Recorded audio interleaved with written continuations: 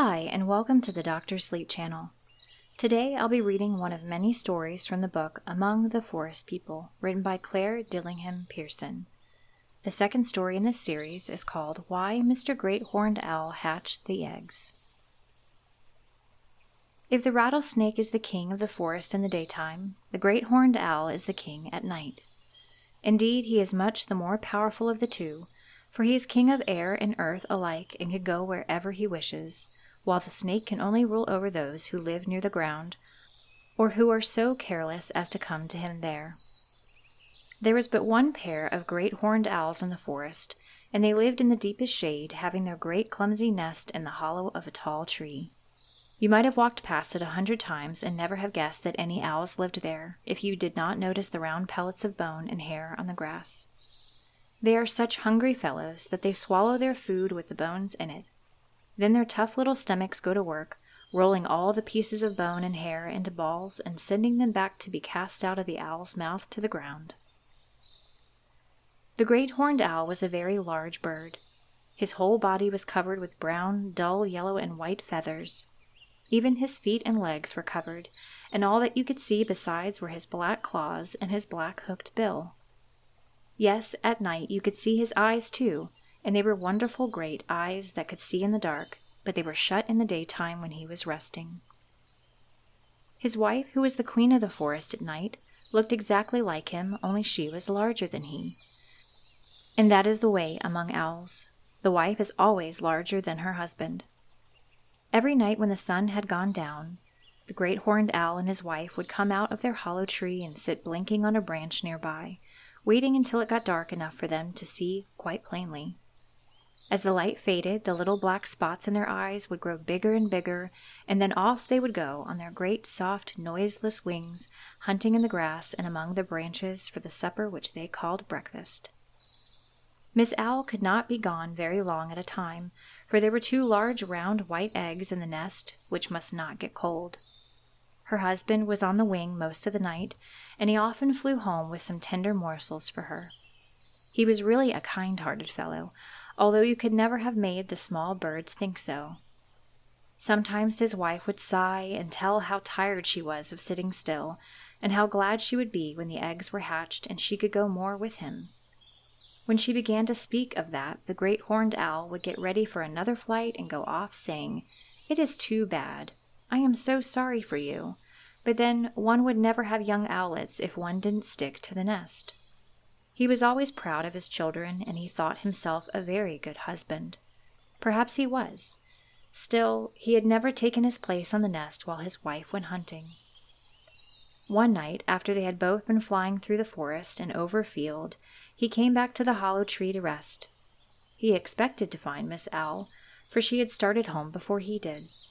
She was not there, and he grew quite impatient. "I should like to know what keeps her so long," he said fretfully. After a while he looked into the nest and saw the 2 big white eggs. "It is a shame," he said. "Our beautiful eggs will be chilled, and it will be all her fault if we have no owlets this summer." You see, even then he did not seem to think that he could do anything to keep them warm. But the next time he looked in, he put one feathered foot on the round eggs and was surprised to find how cool they were.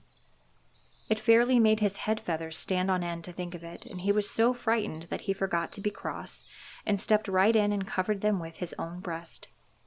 What if they had already been left too long, and the owlets within would never hatch? Would Miss Owlet ever forgive him for being so stupid? He began to wonder if any of the other fellows would see him. He thought it so absurd for the king of the forest to be hatching out a couple of eggs, instead of swooping around in the dark and frightening the smaller birds. The night seemed so long, too.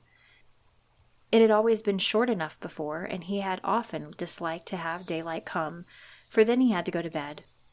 He was very much upset, and it is no wonder that when he heard a doleful wail from a neighboring tree and knew that his cousin, the screech owl, was near, he raised his head and called loudly, "Hoo, hoo, hoo! Hoo, hoo!" The screech owl heard him and flew at once to a branch beside the nest hollow. He was a jolly little fellow in spite of his doleful call, and before he could talk at all he had to bend his body, look behind him, nod his head, and shake himself, as screech owls always do when they alight. Then he looked into the tree and saw his big cousin, the great horned owl, the night king of the forest, sitting on the eggs and looking very, very grumpy. How he did laugh. "What is the matter?" he said. "Didn't you like your wife's way of brooding over the eggs? Or did she get tired of staying at home and make you help tend the nest?" "Matter enough," grumbled the great horned owl. "We went hunting together at twilight, and she hasn't come home yet. I didn't get into the nest until I had to, but it was growing very cold, and I wouldn't miss having our eggs hatch for anything. Ugh, whoo! How my legs do ache." "Well," said his cousin, "you are having a hard time. Are you hungry?" The great horned owl said that he was, so the screech owl went hunting and brought him food. "I will look in every night," he said, "and bring you a lunch. I'm afraid something has happened to your wife, and that she will not be back." As he flew away, he called out, "It is too bad. I am very sorry for you, but then I suppose you would never have the owlets if you didn't stick to the nest." This last remark made the great horned owl quite angry. "Much he knows about it," he said. "I guess if he had ever tried it, he would be a little more sorry for me." And then he began to think, "Who have I heard say those very words before? Who? Who? Who?" All at once the great horned owl remembered how many times he had said just that to his patient wife, and he began to feel very uncomfortable. His ears tingled, and he felt a queer hot feeling under his face feathers. Perhaps he hadn't been acting very well at all. He knew that even when he told her he was sorry, he had been thinking she made a great fuss. Well, if she would only come back now, that should all be changed, and he shifted his weight and wriggled around into a more comfortable position. Now, if this were just a story, one could say that Miss Owl came back and that they were all happy together. But the truth is, she never did come, and nobody ever knew what became of her.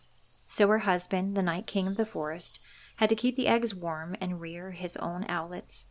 You can imagine how glad he was on the night when he first heard them tapping on the inside of their shells, for then he knew that he would soon be free to hunt. A finer pair of children were never hatched, and their father thought them far ahead of all his other broods. If only Miss Owl were here to see them, how lovely it would be, he said.